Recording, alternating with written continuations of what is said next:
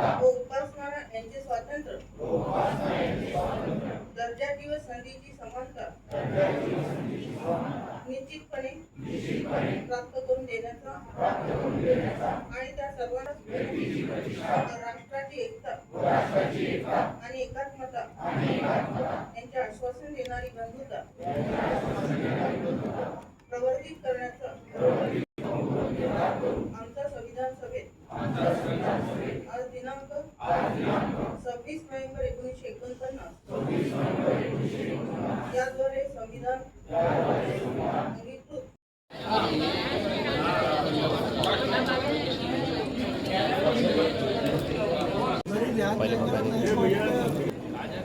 अरे पान लेने गए वो 1 लाख लेंगे तभी।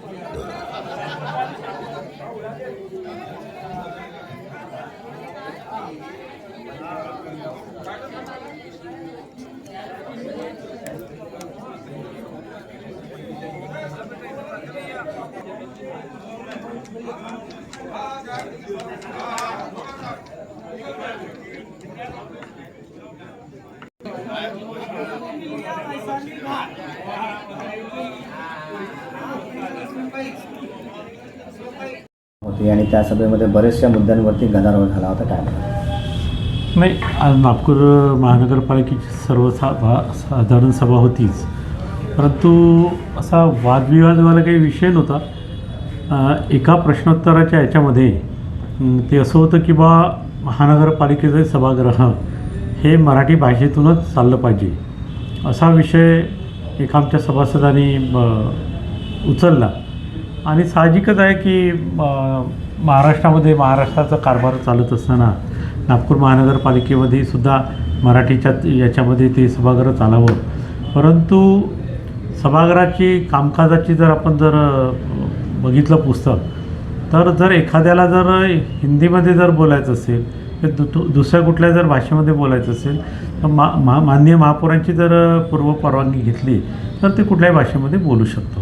त्याच्यामुळे त्याच्याबाबत काही वाद नव्हता. परंतु ह्या छोट्याशा विषयाला घेऊन सत्ताधाऱ्यांनी गोंधळ करण्याचा प्रयत्न केला. त्याच्यामुळे आजचं जे सभागृह आहे हे सभागृहाचं कामकाज जे आहे हे 10-15 मिनिटांसाठी तहकूब झालं. आज मुख्यमंत्र्यांनी अंबाझरी तलावाची पाहणी केली. यापूर्वी पण नितीन गडकरी यांनी पण पाहणी करून तिथे म्हणजे संपूर्ण याचा पूर्ण माहिती घेण्याचा प्रयत्न केला. काय नाही, अंबाझरी तलावामध्ये जे काही मागच्या काही दिवसामध्ये मोठ्या प्रमाणामध्ये जलपर्णी तिथे झाले होतं. हे तलावामध्ये पाणी दिसेनासं झालं होतं. जलपर्णी एवढ्या मोठ्या प्रमाणात वाढलं, परंतु महानगरपालिकेच्या माध्यमातून त्या तलावाची जलपर्णी निश्चितपणानं पूर्ण साफ करण्यात आली आणि कदाचित ती पाहणी करण्याकरताच माननीय मुख्यमंत्री आज तिथे अंबाझरी तलावावर त्यांची ती व्हिजिट होती. नागपुरातील रस्त्यांवरती सध्या बरेचसे खड्डे दिसत आहेत आणि महानगरपालिकेचं याकडे सध्या आता दुर्लक्ष होत आहे. त्या संदर्भात नेमका पावसाळा सुरू आहेच आणि पावसाळ्याच्या पहिलेच नागपूर महानगरपालिकेने जी तयारी करायला पाहिजे होती ती तयारी पूर्णपणे झालेली नाही. थोडासा मध्ये जोरात पाऊस आला तर बरंचसं शहर पाण्यामध्ये बुडाल्याचं आपण बघितलं होतं 1-2 तासाच्या पावसामध्ये. आणि ह्या शहरामध्ये जी काही रस्ते सुरू आहे याच्या कुठल्याही प्रकारचं याच्यावर कंट्रोल किंवा नियोजन नसल्यामुळे मनात येईन तसे कॉन्ट्रॅक्टर पाहिजे तिथे खोदत आहे. बऱ्याच ठिकाणी सिमेंट रस्त्याचे काम सुरू आहे. लोकांचे घरं खाली गेले, रोडवर आले आणि हे जे ब्रिजेसचे कामं जे सुरू आहे हे सुरू असताना त्याच्या खालचे जे रोड म्हणजे गड्डे करताना कॉलम करताना जे रोड तोडण्यात येतात ब्रिज व्हायला वेळ लागते, परंतु कॉलमवर आल्यावर लोकांना आपण रहदारीसाठी जेव्हा रूट आपण तो सुरू करतो तर त्यावेळेस सर्वप्रथम तिचे जे काही गड्डे आहे किंवा तो रोड आहे हा पूर्ववत किंवा जर केलाच तर मला असं वाटतं की लोकांना जाण्या येण्यासाठी सोयीस्कर होईल. आज या नागपूर शहराच्यामध्ये बरेच ठिकाणी रोडला गड्डे पडलेले आहे. लोक आपला जीव मुठीत घेऊन चालत आहे.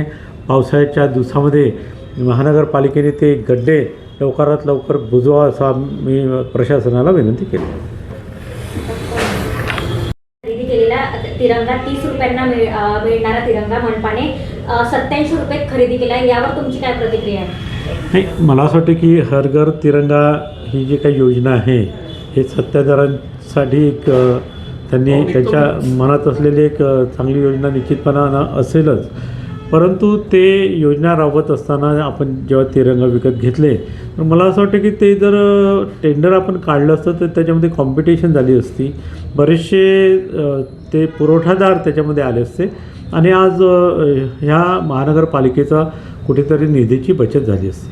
आजच्या सभेमध्ये कोणकोणत्या विषयामध्ये चर्चा झाली? आज बरेचसे विषयपत्रिकेमध्ये होते, काही प्रश्न त्या ठिकाणी होते. त्याच्यानंतर मेट्रो संबंधित विषय होता. विषयपत्रिकेमध्ये ह्या नागपूर शहरातले जे बाजारपेठ आहे जसे महात्मा फुले चं मार्केट असेल किंवा यशवंत अशा या 10 बाजारपेठा MSRDCला देण्याचा एक विषय होता, परंतु माझा त्या विषयाला निश्चितपणानं विरोध होता आणि मी सभागृहामध्ये ही विनंतीसुद्धा केली की महानगरपालिकेने जर स्वतः या बाजारपेठा जर आपण निर्मिती केली तर महानगरपालिकेला एक त्यापासून उत्पन्नसुद्धा होईल आणि महानगरपालिकेच्या अधिकाऱ्यांना एक कामसुद्धा राहील आणि महानगरपालिकेच्या ज्या प्रॉपर्टी आहे या महानगरपालिकेजवळ राहील.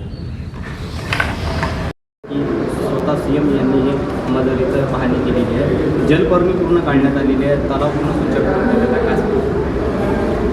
मला शहरप्रमुख या नात्याने आपल्या सर्वांच्या सोबत मिळून म्हणजे महानगरपालिकेचे इतर सर्व पदाधिकारी माननीय बाल्याभाऊ बोरकर असतील, शिवानीताई दानी असतील, आमचे विपक्ष नेते संजूभाऊ महाकाळकर असतील, पाचपोरजी असतील, सगळे नगरसेवक सन्माननीय या सर्वांची मदत या प्रकरणात झाली. माननीय आयुक्त साहेबांची मदत झाली.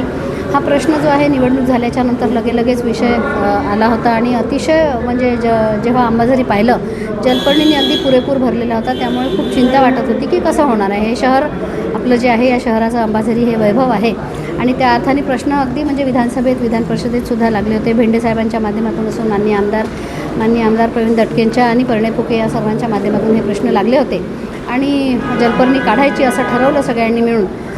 माननीय आयुक्तांच्या सोबत त्यांची टीम सगळी महानगरपालिकेची महालेजी असो, भगतजी असो, हे सगळे मिळून, चोरपगारजी सगळ्यांनी मिळून आणि सगळे सन्माननीय नगरसेवक नगरसेविका या सर्वांनी मिळून ते काम करायचं असं ठरवलं.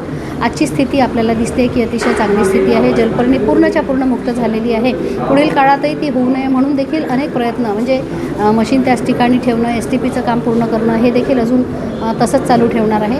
आणि मग हे होत असताना माननीय गडकरी साहेब, बावनकुळे साहेब, आज माननीय मुख्यमंत्री यांनी त्या ठिकाणी व्हिजिट केली आणि मग त्यांनाही हे सगळं पाहिल्यावर आनंद झाला. आनंद या गोष्टीचा वाटतो आहे की आपलं वैभव परत आलं आहे, आता ते वाढवायचं आहे आणि त्या अर्थाने जे काही वॉटर स्पोर्ट्स असतील ते सगळे वॉटर स्पोर्ट या ठिकाणी आपण चालू करू शकतो आणि त्यासाठी शासनाची आपल्याला मदत लागेल हे महानगरपालिकेला माहिती आहे. त्यामुळे आपण सर्व मिळून एकत्रितपणे हे काम करू. त्या ठिकाणी नागपूरकरांच्या आकर्षणाचा सुद्धा समजा फ्लोटिंग रेस्टॉरंट आहे किंवा इतर काही ॲडव्हेंचर्स आहे, या सगळ्या गोष्टी करण्याचा निश्चितपणे प्रयत्न करू आणि त्यासाठी आपण एकत्रितपणे हे सगळं काम करू.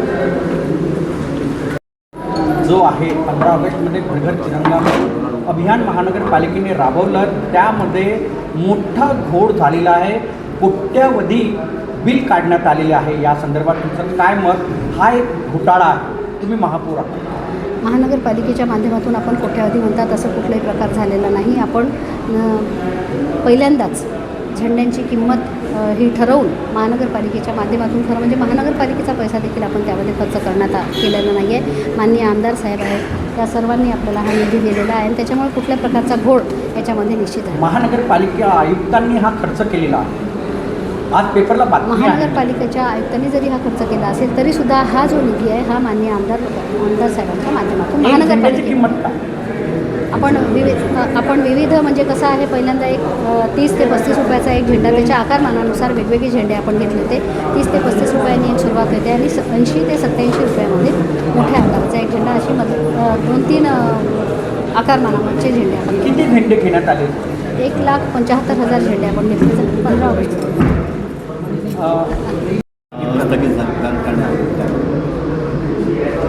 सन्माननीय सगळे सदस्य जे आहे त्यातल्या काही लोकांना या संदर्भातली थोडीशी कल्पना कमी असल्यामुळे त्यांनी या संदर्भात प्रश्न विचारायचा प्रयत्न केला आणि त्याच्यामध्ये मराठी हिंदी आपण महाराष्ट्रात राहतो या प्रकारची चर्चा झाली. जरा मतमतांतर झाले, वाद असं म्हणता येत नाही पण मतमतांतर निश्चितपणे झाले आणि मग त्यांना त्या संदर्भातली सगळी माहिती दिल्याच्यानंतर परत एकत्र येऊन सभागृह सुरळीत सुरू झालं आपल्याला. अंबाझरी तलावाची आज सीएम यांनी पाहणी केली. आज खरं म्हणजे अनेक विषय होते. त्याच्यामध्ये दवाखान्यांच्या संदर्भातला एक विषय होता, OCWच्या संदर्भातला विषय होता, NDSच्या मार्फत शहरामध्ये जे अनेक वेगळे म्हणजे उपद्रव पथक जे काम करतील आणि त्या संदर्भात जे निर्णय घेणार ते जे वाढीव मुद्दे होते त्याचा विषय होता. पुष्कळ सारे विषय आजच्या हाऊसमध्ये होते. खरं म्हणजे या संदर्भातल्या सूचना मी देऊन ठेवलेल्या आहे. भरती पण सुरू आहे आणि महानगरपालिकेत आपल्याला माहिती आहे की आत्ता तशा प्रकारे आपण सरसकट आस्थापना करू शकत नाही, पण पवित्र पोर्टलच्या माध्यमातून जी आस्थापना शिक्षकांची करायची आहे त्यासाठीची तयारी सुरू झालेली आहे. हे काम पूर्ण होईस्तोवर साधारणतः 4-1 महिने लागतील अशी स्थिती आहे, पण तोपर्यंत काही विद्यार्थ्यांना आपण शिक्षकांशिवाय ठेवणार नाही आणि म्हणून मग शाळा व्यवस्थापन समिती जी आहे त्या समितीला आपण तातडीने कंत्राटी शिक्षक भरण्याची मंजुरी दिलेली आहे. मराठी भाषेवर मुद्द्यावरून सत्तापक्ष विरोधी पक्ष समोरासमोर आले होते. आपण मध्यस्थाकडून